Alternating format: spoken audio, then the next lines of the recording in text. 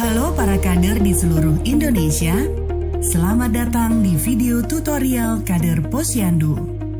Keterampilan kader dalam pengelolaan Posyandu terdiri dari 1. Menjelaskan paket layanan Posyandu untuk seluruh siklus hidup.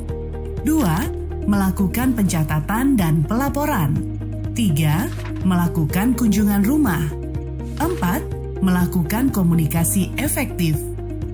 Pada video ini menjelaskan tentang bagaimana melakukan pencatatan dan pelaporan pelayanan kesehatan pada hari buka Posyandu dan pada kunjungan rumah. Setiap siklus hidup, ibu hamil, nifas, menyusui, balita, remaja, dewasa, lansia, masing-masing memiliki satu set pencatatan hari buka Posyandu. 1. Kartu bantu registrasi data sasaran sesuai siklus hidup.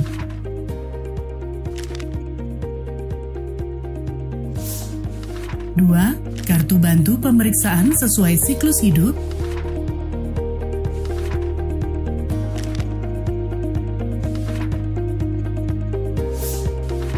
3. Dan kartu rekapitulasi hasil pemeriksaan. Pada saat kader melakukan layanan kunjungan rumah, terdapat instrumen pencatatan yang berbeda dengan kartu bantu hari buka Posyandu. Masing-masing siklus hidup memiliki satu set pencatatan kunjungan rumah. Untuk pencatatan kunjungan rumah akan dibahas pada video tutorial kunjungan rumah. Pada hari buka Posyandu ada 5 langkah pelayanan. Di setiap langkahnya, ada kader yang bertugas.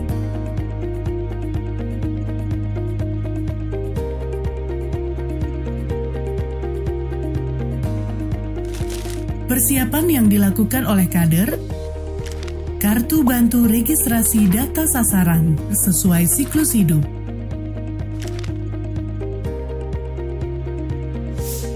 Kartu bantu pemeriksaan sesuai siklus hidup.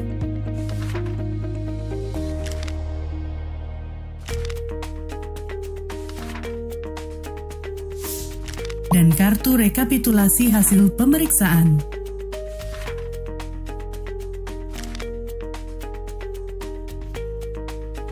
Serta nomor antrian. Langkah pertama, pendaftaran.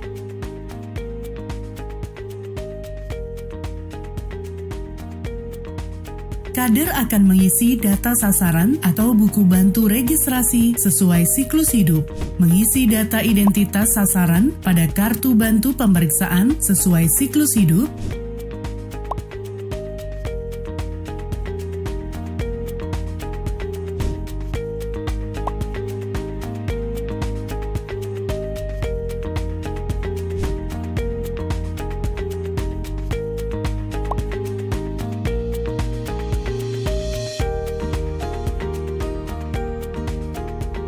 dan memberikan nomor antrian.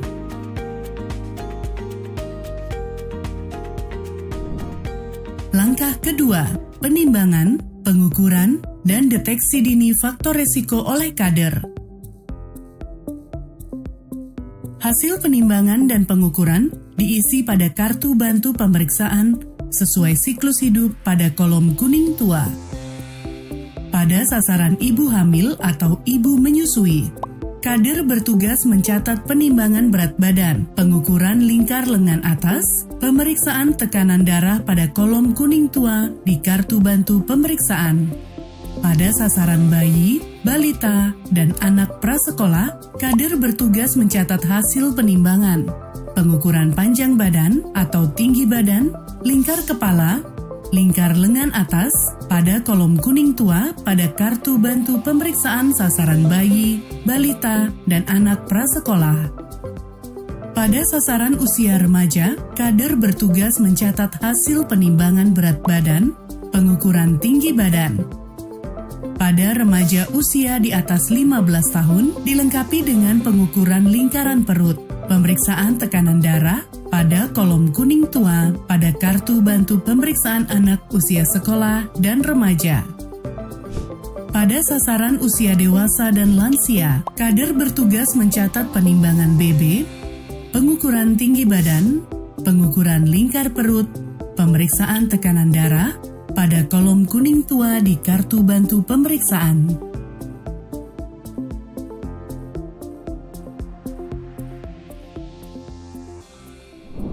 Setelah itu, langkah selanjutnya, pencatatan.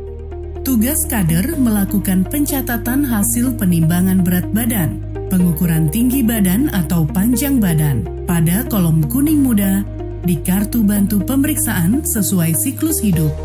Pada langkah pencatatan pada sasaran ibu hamil, nifas, dan menyusui, kader melakukan pencatatan kesimpulan hasil pengukuran lingkar lengan atas apabila melebihi 23,5 cm ditulis dengan huruf H, hijau, atau N, normal, dan apabila kurang dari 23,5 cm ditulis dengan huruf M, merah, atau KEK, kurang energi kronik, pada kolom nomor 6 pada warna kuning muda, kartu bantu ibu hamil dan nifas. Untuk pencatatan kesimpulan hasil penimbangan berat badan dengan melihat kurva pada buku KIA,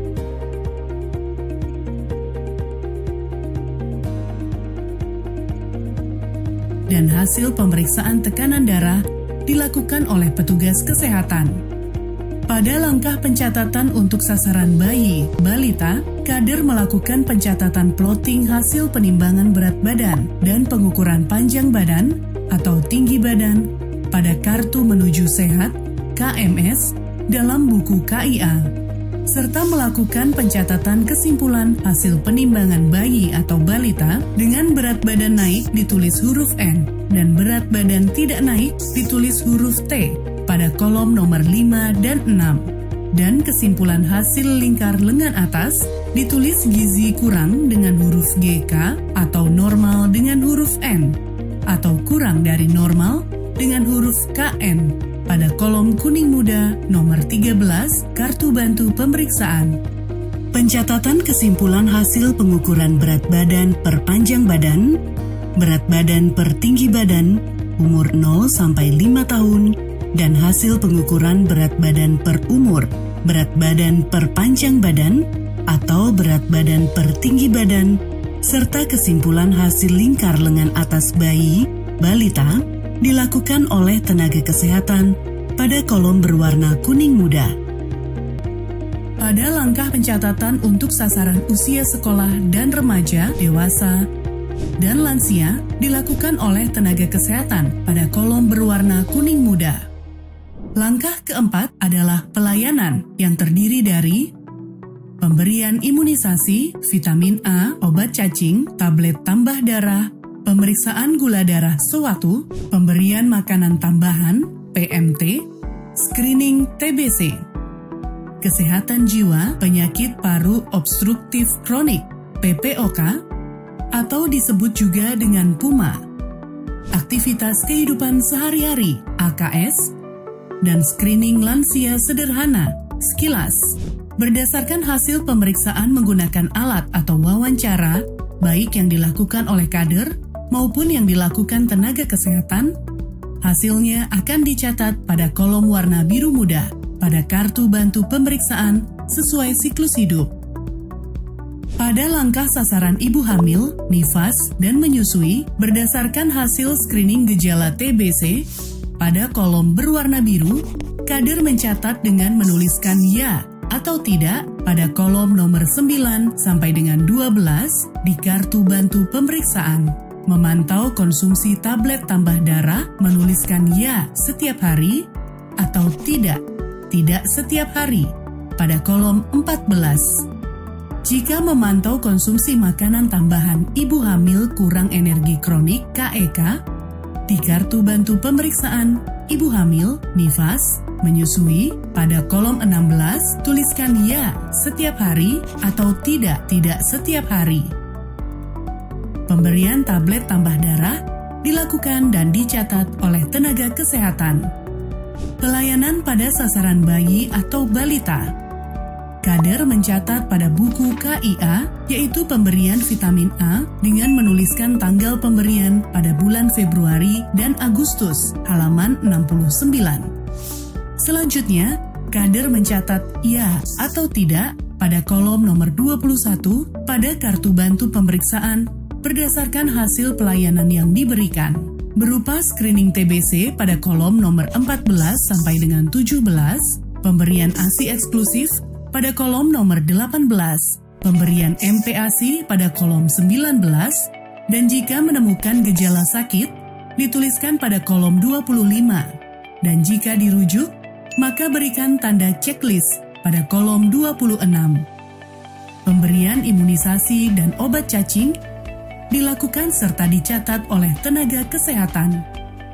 Untuk sasaran usia remaja, screening gejala TBC pada kolom nomor 11 sampai dengan 14 dengan menuliskan ya atau tidak. Mencatat hasil screening masalah kesehatan yang ditemukan, dituliskan ya atau tidak pada kolom 15 sampai dengan 22. Apabila ditemukan masalah kesehatan yang perlu dirujuk, maka catat di kolom 24 pada kartu bantu pemeriksaan remaja, pemeriksaan gula darah, kadar HB, dan kesimpulan hasilnya dilakukan dan dicatat oleh tenaga kesehatan. Selanjutnya, pencatatan hasil pelayanan kesehatan sasaran usia dewasa dan lansia. Pemeriksaan mata dengan tes hitung jari tangan pada kolom 12 sampai dengan 14 dan pemeriksaan pendengaran baik telinga kanan maupun telinga kiri pada kolom 15 sampai dengan 16 dengan menuliskan N normal, K gangguan. Kuesioner PPOK penyakit paru obstruktif kronik atau disebut juga dengan PUMA bagi usia lebih atau sama dengan 40 tahun dengan kebiasaan merokok pada kolom 20 sampai dengan kolom 23 dengan menuliskan ya atau tidak dan tuliskan hasil perhitungan scoring. Jika hasil perhitungan lebih dari 6, maka lakukan rujuk. Isilah hasil pelayanan wawancara faktor resiko penyakit menular TBC pada kolom hasilnya 25 sampai dengan 28, serta usia dewasa yang telah menggunakan alat kontrasepsi pada kolom 29 dan isilah kolom 31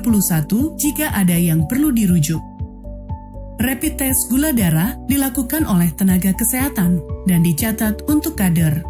Wawancara screening PPOK ditujukan kepada sasaran usia dewasa berumur 40 tahun ke atas dengan riwayat merokok. Pengisian selanjutnya pada usia dewasa dan lansia adalah pemeriksaan kesehatan jiwa dengan menuliskan ya atau tidak pada kolom 2 sampai dengan 20. Dan jika hasil scoring berjumlah 6 atau lebih dari 6, atau menjawab pertanyaan nomor 17 ya, maka sasaran dirujuk ke Pustu atau Puskesmas dengan menuliskan R, rujuk pada kolom 22. Pelayanan pada sasaran lansia dilakukan juga screening aktivitas sehari-hari yang dicatat mulai kolom 2 sampai dengan 31. Kolom 32 dituliskan hasil perhitungan skor screening dengan menuliskan M, mandiri jika jumlah skor 20, R, ringan dengan jumlah skor 12 sampai dengan 19, S, sedang dengan jumlah skor 9 sampai dengan 11, B, berat dengan jumlah skor 5 sampai dengan 8, dan T, total jika jumlah skor 0 sampai dengan 4. Jika jumlah skor kurang dari 20 atau berada pada tingkat R, S, B, atau T, maka dirujuk ke Pustu atau Puskesmas dengan menulis R, rujuk pada kolom 34. Pemeriksaan selanjutnya pada lansia adalah screening lansia sederhana atau disebut sekilas. Hasil pemeriksaan sekilas ditulis ya atau tidak pada kolom 2 sampai kolom 13. Jika ditemukan sasaran menjawab ya, maka akan dirujuk ke Pustu atau Puskesmas dengan menulis R, rujuk di kolom 15.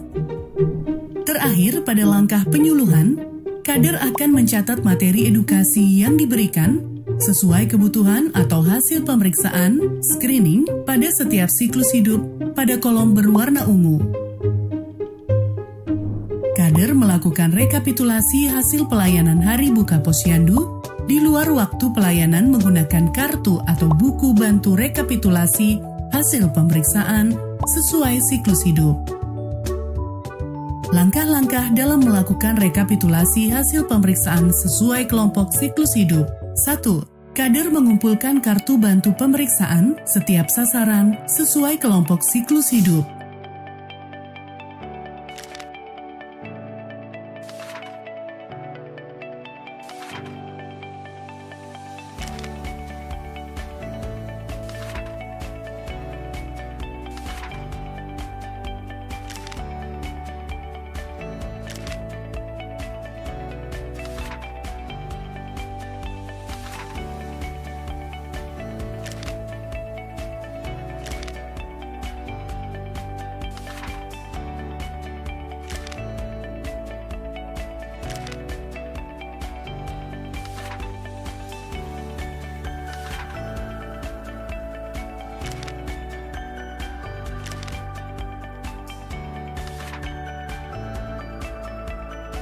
2. Melengkapi data profil posyandu dan menuliskan tanggal Hari Buka Posyandu.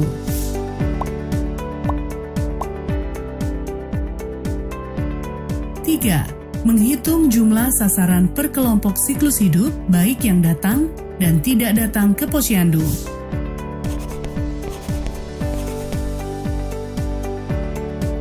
4. Menghitung sasaran yang mendapatkan pelayanan dengan hasil sesuai tolok ukur yang ditetapkan per pelayanan.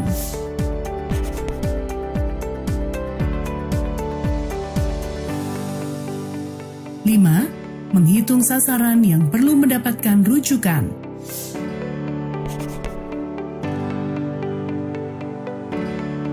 Selain pencatatan dan pelaporan kader posyandu menggunakan form manual, dapat dilakukan oleh kader secara digital melalui aplikasi Sehat Indonesiaku (ASIK) yang dapat di-download melalui Google Play Store atau dengan alternatif menggunakan chatbot WhatsApp atau bisa dengan aplikasi lokal yang diintegrasikan dengan sistem informasi Kemenkes. Tujuan pencatatan ini adalah untuk memperoleh data kesehatan individu yang dapat dipantau secara terus-menerus sesuai nama dan alamat. Seperti itulah yang dapat kader posyandu lakukan untuk pencatatan dan pelaporan. Kader hebat Indonesia Maju.